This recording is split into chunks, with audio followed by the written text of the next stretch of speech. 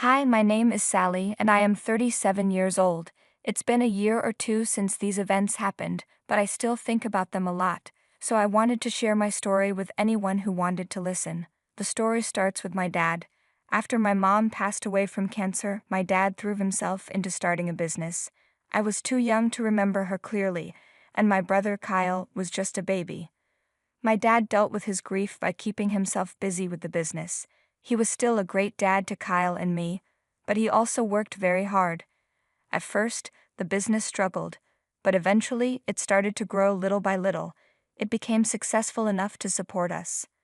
I remember waking up some nights and seeing my dad still working in his office. I wanted to grow up and be just like him. When I turned 18, I asked my dad if I could work for him. He was firm about not letting me do that. He said he had tried working with family before, and it didn't go well. He didn't want to repeat the experience.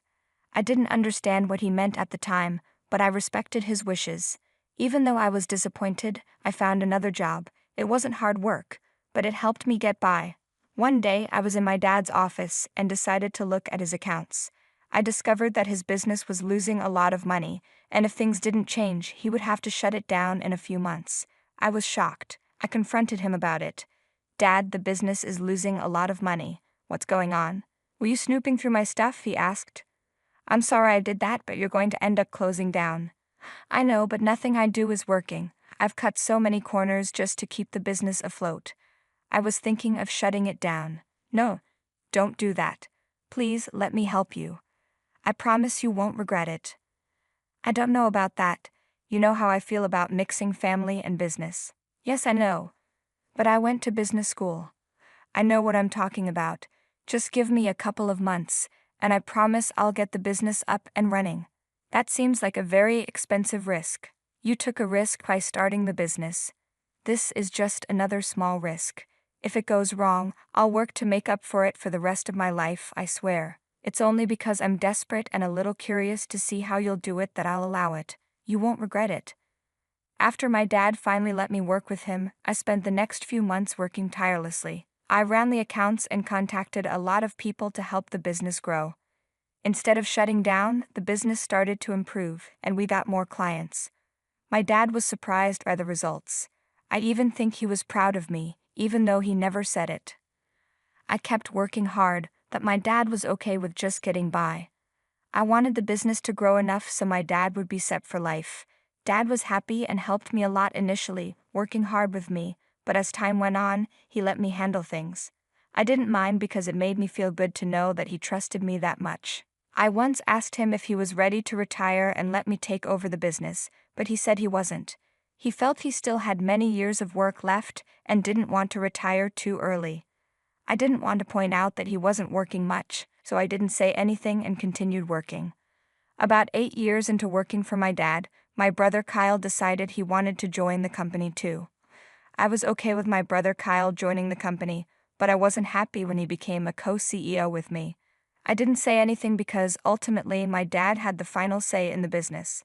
Kyle didn't actually work much, but I didn't mind as long as he wasn't hurting the business. It continued to grow and expand, and we were making millions in profits. We were making more money than we ever imagined. As my dad's retirement got closer, I waited for him to announce that he would hand the company over to me. I remember it was Kyle's birthday when Dad made his big announcement. We went over to Kyle's place for a small birthday dinner. It was a nice time, although I was very tired from work. After dinner, Dad made his announcement. "Happy birthday, son." "Thanks, Dad. Glad you could make it." "Of course. Why wouldn't I be here? Plus, I have a huge surprise for you." "A surprise? What is it?" "Well, I've been thinking about this for a while, and I think it's time for you to run our business." "What? Oh my God, Dad, thank you so much. You can't be serious. I worked my butt off for the past 10 years while Kyle's only been here for 2 years, and you're giving him the job. It may have only been 2 years, but Kyle really stepped up and look at how well we're doing." "Are you kidding me? Kyle barely worked. I did everything. He only signed papers and approved things. I still think he deserves it." "Thanks, Dad. No need to be so jealous, Sally. Don't worry, you can keep working with me. I'll even give you a raise if you'd like." "No, I'm out. You guys can take your stupid business and shove it. I won't stand for this disrespect. I've put up with a lot, but this is where I draw the line. Don't even think of calling me. I'm done with you guys. Oh, come on, Sally, don't be like that. Bye. I stormed out of the house and slammed the front door. How dare they treat me like this? Did they even know how many nights I gave up sleep to work? Did they know how many eye drops I used because I spent so much time looking at my screen that my eyes dried out? Did they know that no matter how sick I was, I still came to work? I took a maximum of 4 months off in 10 years. My social life was non-existent, my romantic life was non-existent. I had no life other than the business, and I loved it. I loved seeing my work pay off. I loved watching us grow from a small business in a corner store to this $1 million company with its own building. I was proud of myself. But for all that to get thrown away so easily to my brother, who never showed interest until he found out how much our company was worth, I was livid. I was hurt. I felt betrayed. I was the one who stood by my dad when we were about to lose our business. What did Kyle even do? He just sat in his office all day playing games on his phone or watching videos online.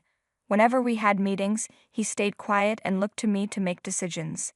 It was already insulting enough that Dad made him the co-CEO with me, but for Dad to give the entire business to Kyle was unacceptable.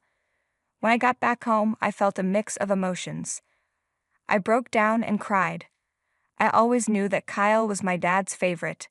I saw it growing up when Kyle just had to mention something, and Dad would get it for him, while I had to beg for things or save up and buy them myself. I hoped that working so hard would make Dad realize how good I was and appreciate me. In the end, he still favored Kyle, and it hurt so much. I let myself wallow in my pain for a long time. Dad and Kyle kept trying to reach out to me, but I blocked them. I didn't want to hear anything from them. Knowing them, they would only say I was being a baby and overreacting. I knew I wasn't. Any sane person would feel hurt. I wallowed for about a week, and then I decided to take care of myself. I went out and shopped, had spa days, and ate properly for the first time in a while. I initially wanted to let go of everything, but I found that the anger in me just wouldn't go away. To be fair, 10 years is a long time to dedicate to one thing, so I decided to use my brain to figure out a way to get back at my dad and brother. I knew I couldn't do anything significant on my own, so I decided to reach out to my Uncle Hank, my dad's brother. Uncle Hank had his own business, and he and my dad had a falling out about 14 years ago, but I never knew why. I was just hoping that reaching out to him would be my lucky break. When I told Uncle Hank what my dad had done, he said he would come over and help me get even. I was excited. I guessed that my uncle was still upset about whatever my dad did that caused their falling out. I remember Uncle Hank and Dad being super close when I was growing up, and then suddenly, Uncle Hank stopped coming around. When I asked Dad about it, he just said they had a fight, and that Uncle Hank wouldn't be coming over anymore. Uncle Hank didn't hold it against us kids and still found ways to stay in touch. Kyle didn't really care, but I loved Uncle Hank. He was this happy-go-lucky guy who always knew how to make a good joke. Plus, he spoiled me a lot. I guess he saw how spoiled Kyle was and decided to treat me the same. Uncle Hank showed up at my place about 3 hours later. Hey Sally, sorry for the delay. I got caught up in some work and then traffic. It's okay, come in. So my piece of crap brother used you to help grow his business and then kicked you out, huh? That sounds familiar. Yeah, it sucks. What do you mean by familiar? You were way too young to know this, but I was your dad's business partner. He worked me like a dog, and when he saw us growing, he pulled some messed up stuff and pinned it on me. Then he threw me out. Oh God, that's horrible. Why would he do that? Well, he didn't want to share profits. At least that's my best guess. Did you do anything to him? I didn't have any resources or anyone to help me out. I just had to let it go. Well, then we can get revenge on him together. He will learn that he can't get away with cheating other people. That we will. I felt so bad for Uncle Hank. Sure, he had his own business, but it wasn't as successful as my dad's. I wished it were hard to believe that my dad could do that to his brother, but he did it to me, so I believed Uncle Hank easily. We started planning and I wanted to do something big. I knew my dad's business would start failing pretty soon. Dad checked out of the business about 3 years after I started managing it, and Kyle was pretty much useless. I told Uncle Hank this, and an idea started to form in his head. He asked me how I'd feel about starting a business in the same field as my dad's. I loved that idea. Uncle Hank was willing to lend me some land to start the business, but I asked him how he'd feel about buying another plot. He was confused at first, but then I explained that there was an empty plot right next to my dad's business. It would be like rubbing salt in the wound for my dad once he starts losing clients. It was a bit risky to buy a whole plot of land and start a business just for revenge, but both of us were hurt and angry enough to do it. Over the next 2 months, we started working on our plan. We purchased the plot of land, which was about 5 times larger than the one my dad's business sat on. We registered our business and handled all the legal paperwork. Our grand plan was to steal my dad's employees once his business started to tank. Uncle Hank and I spent a lot of time working out the logistics of everything we needed for our revenge. Since I had managed my dad's business and brought in many clients, I had a lot of contacts.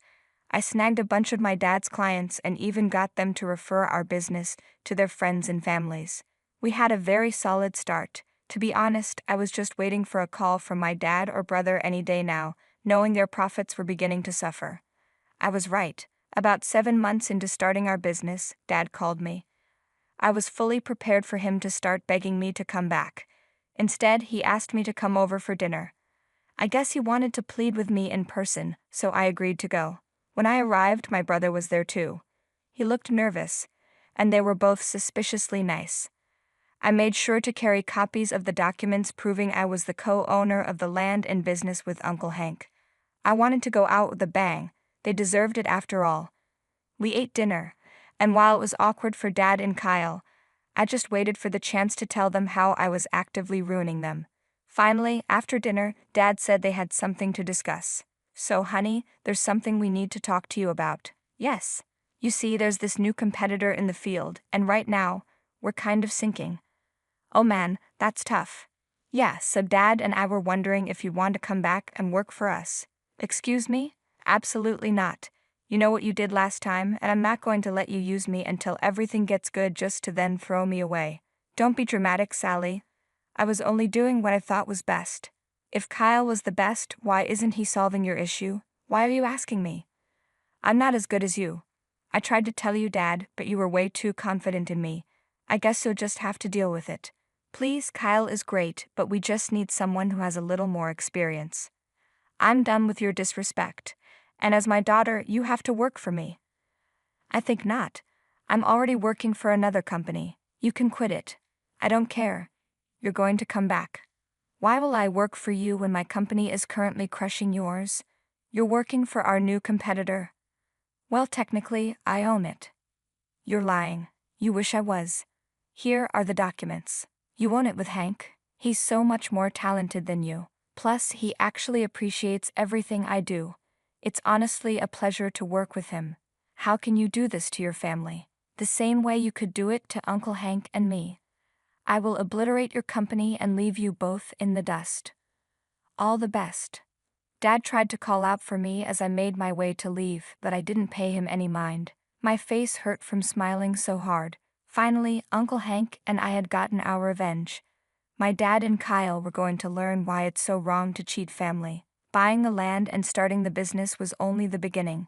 Thanks to my good rapport with a few of the employees at Dad's business, I spread rumors about the company's instability and the possibility of most employees losing their jobs. I also began circulating rumors about job openings at my new company.